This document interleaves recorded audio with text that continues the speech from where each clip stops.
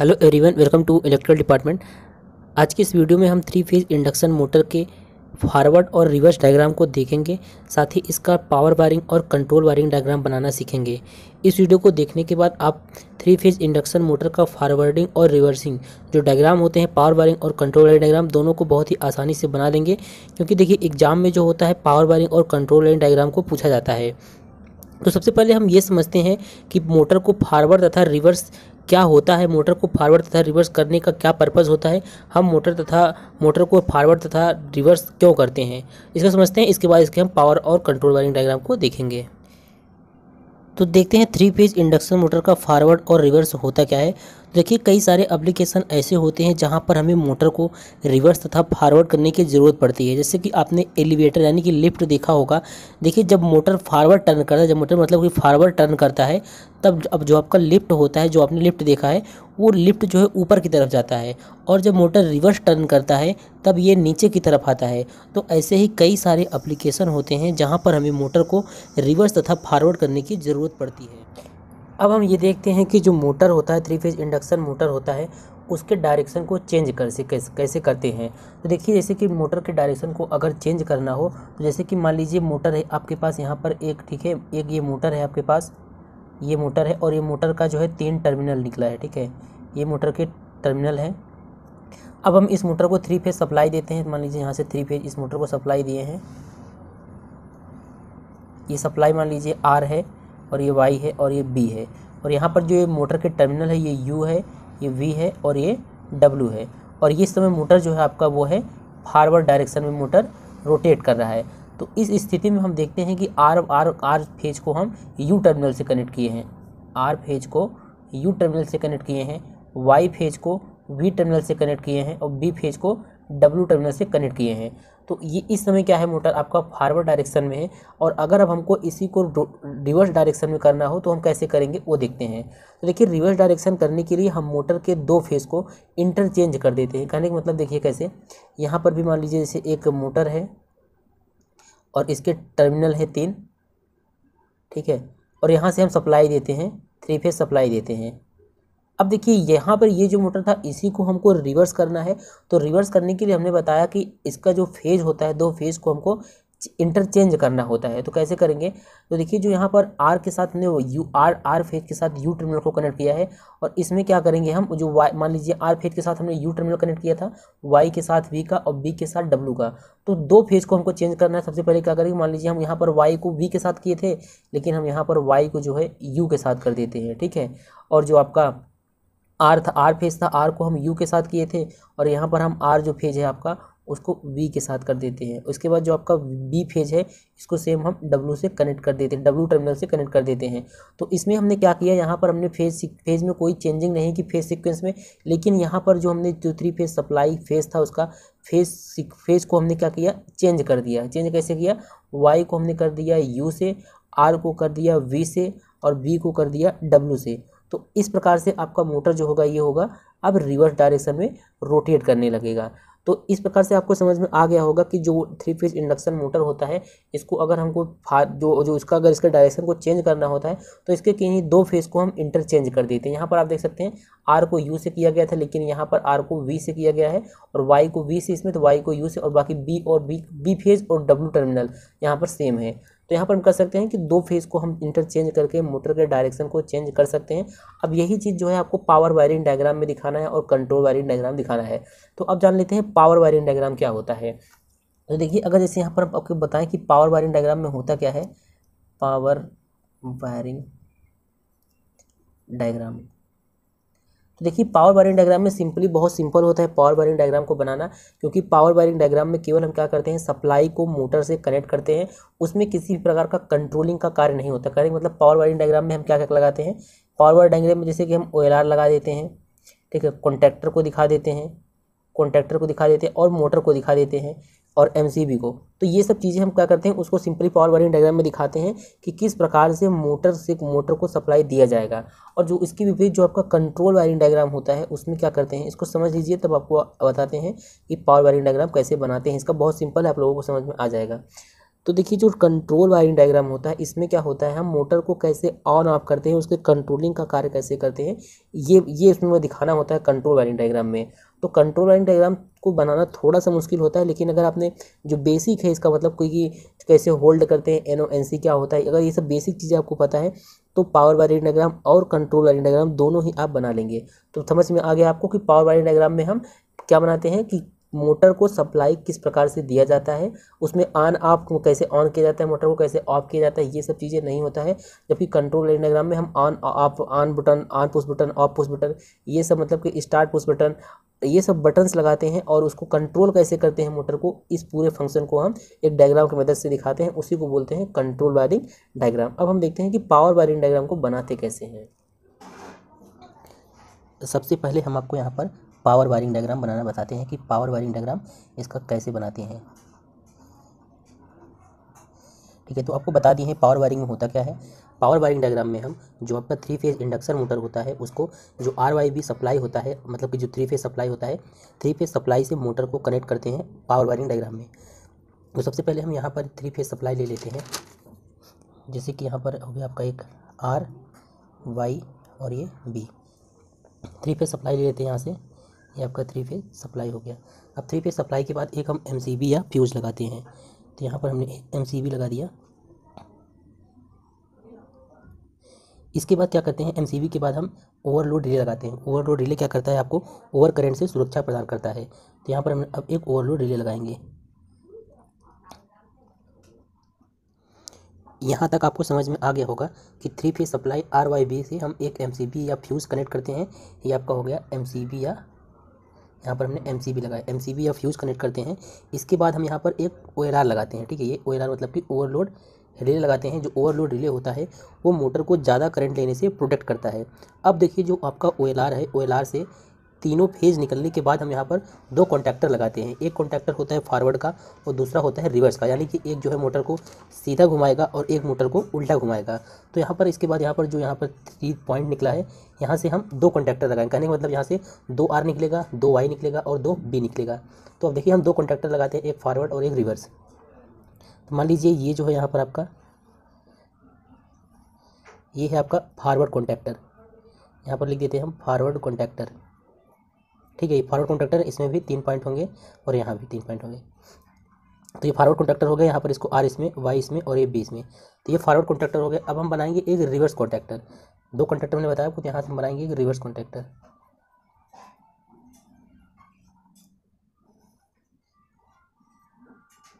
ये reverse contactor हो गया। अब इसके भी तीनों जो फेज यहाँ पर 3 पॉइंट है, इसको हम RYB से कनेक्ट कर देंगे। तो यहाँ पर आप देखिए ऐसे कुछ इस प्रकार से इसको कनेक्ट करेंगे।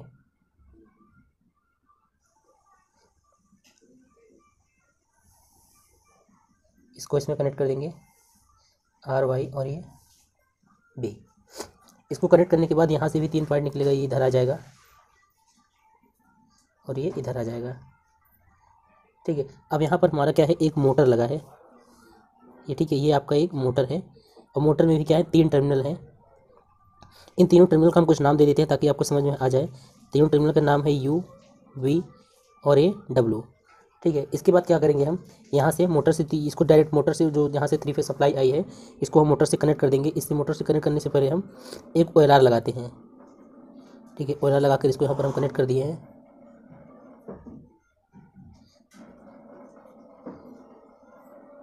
ठीक है, यहाँ पर आपका ये OLR लगा है। OLR का क्या करता है, मोटर को सुरक्षा प्रदान करता है, ज़्यादा करंट लेने से बचाता है।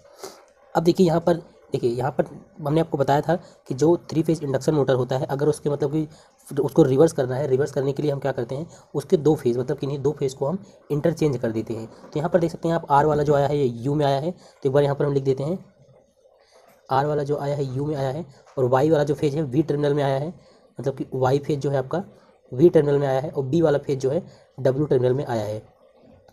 अब हमको देखिए, मान लीजिए इस स्थिति में ये फॉरवर्ड, इस स्थिति में ये फॉरवर्ड रोटेट कर रहा है।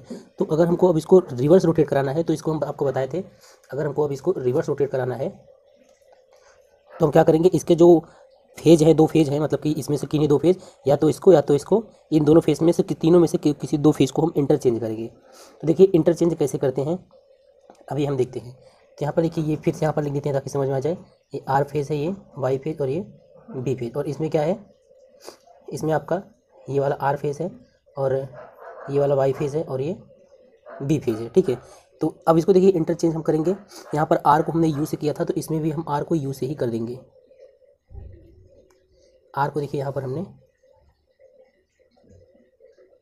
आर को हमने आर से ही कर दिया, ठीक है। मतलब आर को हमने यहाँ से यू से कर दिया, इंटरचेंज करना है आर को।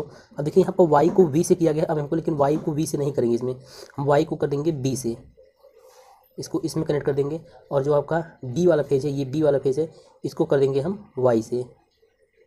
तो यहाँ पर आप देख सकते हैं इंटरचेंज हो चुका है। देखिए आर वाला फेज, इसमें हम आर वाला फेज मोटर के यू टर्मिनल में कनेक्ट किया, यहाँ से देख सकते हैं यू टर्मिनल में।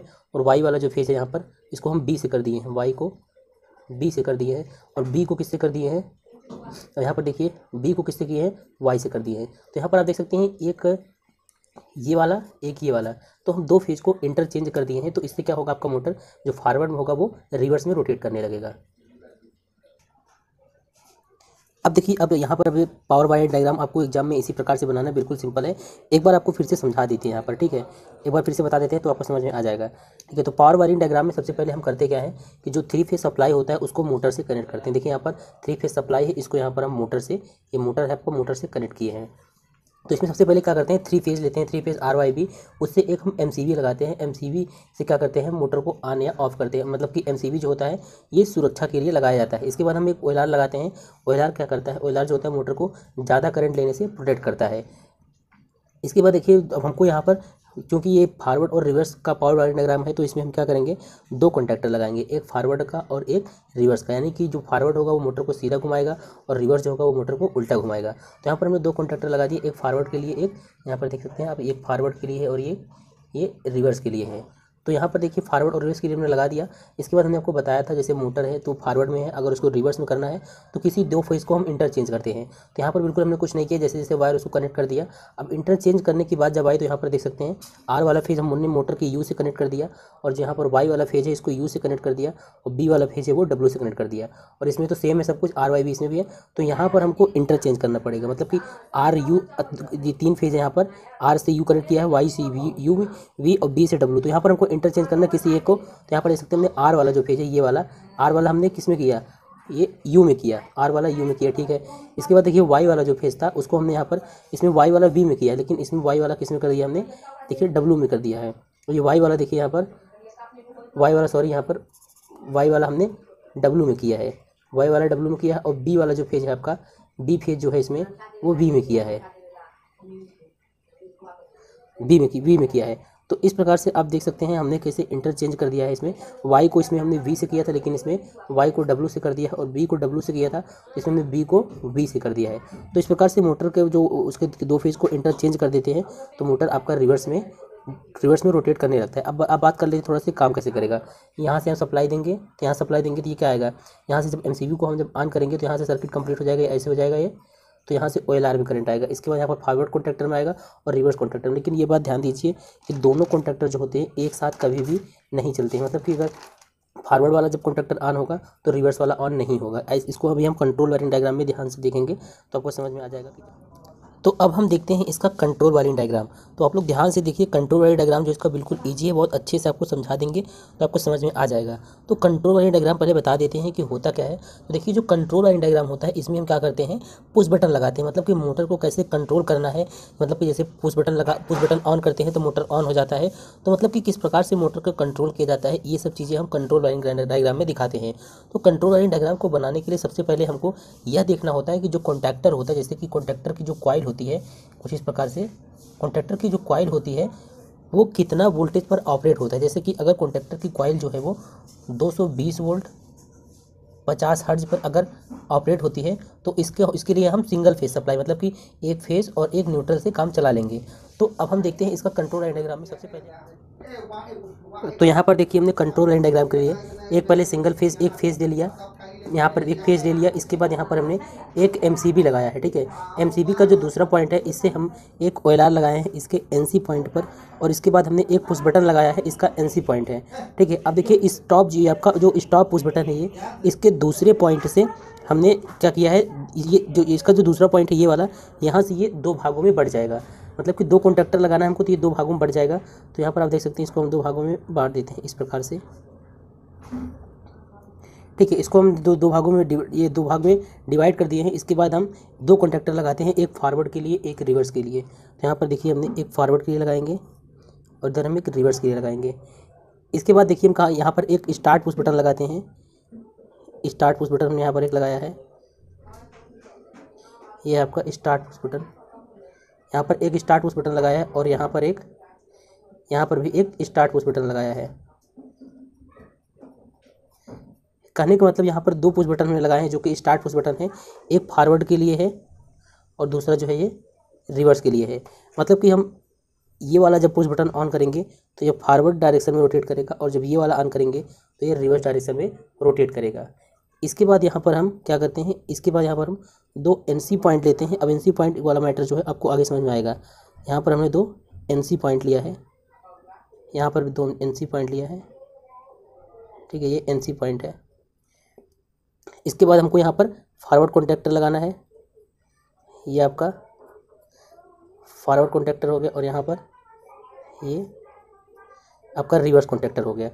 अब देखिए यहाँ पर हमने जो फॉरवर्ड कॉन्टैक्टर लगाया और रिवर्स कॉन्टैक्टर लगाया और जो NC पॉइंट लिया है, ये जो NC पॉइंट है, ये जो NC पॉइंट है, यहाँ पर किसका NC पॉइंट लिया है, हम ये रिवर्स का NC पॉइंट लिए। यहाँ पर हमने रिवर्स का NC पॉइंट लिया है और यहाँ पर जो है फॉरवर्ड का NC पॉइंट लिया है।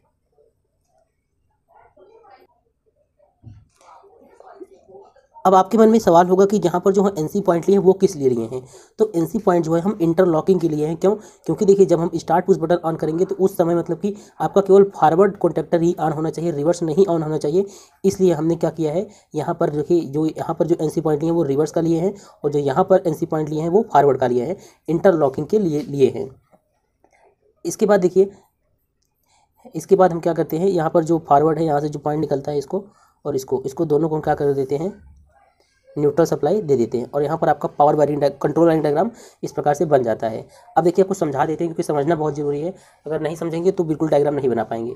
देखिए यहाँ पर सबसे पहले यहाँ पर देखिए, यहाँ से फेस सप्लाई आएगा MCB को ऑन करेंगे तो सप्लाई यहाँ तक आएगा। क्योंकि ये NC है तो यहाँ पर ये NC है, तो NC है तो सप्लाई आगे आएगा और ये स्टॉप पुश बटन है तो यहाँ पर से क्या सप्लाई आगे आ जाएगा। अब देखिए यहाँ से सप्लाई दो भागों में डिवाइड हो गया है, एक फॉरवर्ड में एक रिवर्स में। अब देखिए अगर हम इस स्टार्ट पुश बटन को पुश मतलब कि इसको हम ऑन करते हैं, इसको पुश करते हैं तो यहाँ पर सप्लाई आ जाएगा, ये NC है और यहाँ पर सप्लाई आ जाएगी, मतलब ये फॉरवर्ड कॉन्टैक्टर जो है आपका ऑन हो जाएगा। लेकिन देखिए अब यहाँ पर जब हम यहाँ पर क्योंकि इंटरलॉकिंग किए हैं तो जब ये फॉरवर्ड कॉन्टैक्टर आपका ऑन होगा तो ये रिवर्स कॉन्टैक्टर ऑन नहीं होगा। क्यों? देखिए जब फॉरवर्ड कॉन्टैक्टर ऑन हो जाएगा तो ये जो इसका NC पॉइंट है, ये जो इसका NC पॉइंट है ना फॉरवर्ड का, इसका NC पॉइंट NO हो जाएगा। मतलब जो यहाँ पर देखिए यहाँ पर हम NC पॉइंट किसका लिए, फॉरवर्ड का लिए हैं।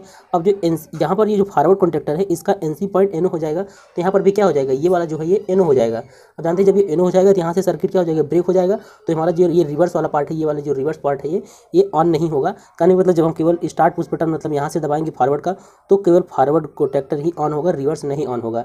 इसी को बोलते हैं इंटरलॉकिंग। इंटरलॉकिंग इसलिए किया जाता है ताकि एक समय में केवल एक ही कॉन्टैक्टर ऑन हो, इसलिए हम इंटरलॉकिंग करते हैं।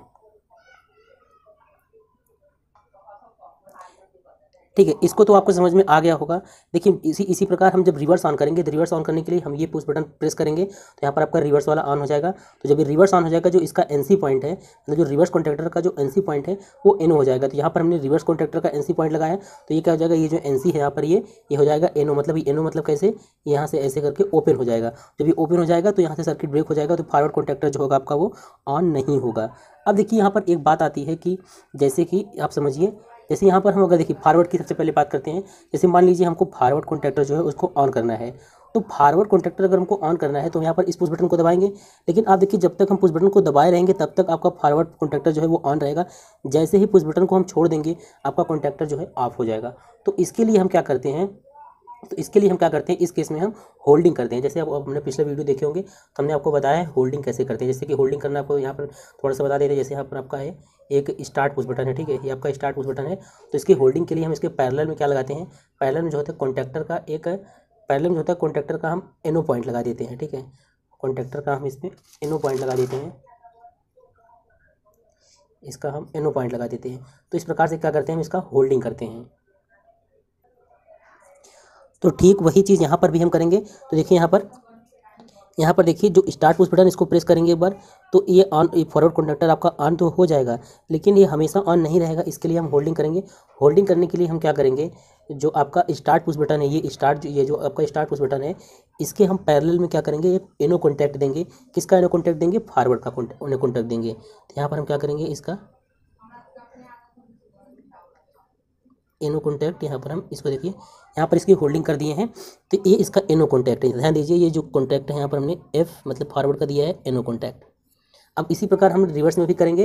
रिवर्स की क्या करेंगे, होल्डिंग करेंगे। होल्डिंग करने के लिए हमने रिवर्स का क्या करेंगे, एनो पॉइंट लेंगे और इसके पैरेलल में लगा देंगे। यहाँ पर डायग्राम देखिए, थोड़ा सा वो हो गया है, समझ लीजिएगा आप लोग। इसका ये क्या है, आपका एनो पॉइंट है। यहाँ पर होल्डिंग हो गया।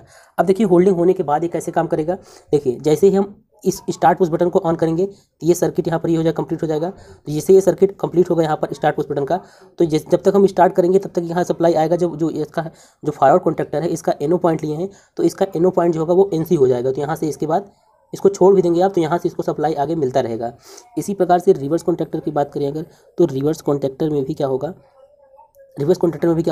जब हम इसको इस पुश बटन को ऑन करेंगे तो इसका जो रिवर्स कॉन्टैक्टर का एनो पॉइंट है, जो कि यहाँ पर मैंने लिया एनो पॉइंट, ये एनो पॉइंट है, यही एनो पॉइंट क्या हो जाएगा, एनसी हो जाएगा। मतलब कि दोनों कॉन्टैक्टर सट जाएंगे, तो यहाँ से अगर आप छोड़ भी देंगे तो सप्लाई आगे आता रहेगा। तो इस प्रकार से आपका जो होता है 3 फेज इंडक्शन मोटर का फॉरवर्ड और रिवर्स जो होता है, फॉरवर्डिंग और रिवर्सिंग का कंट्रोल वायरिंग डायग्राम बनता है।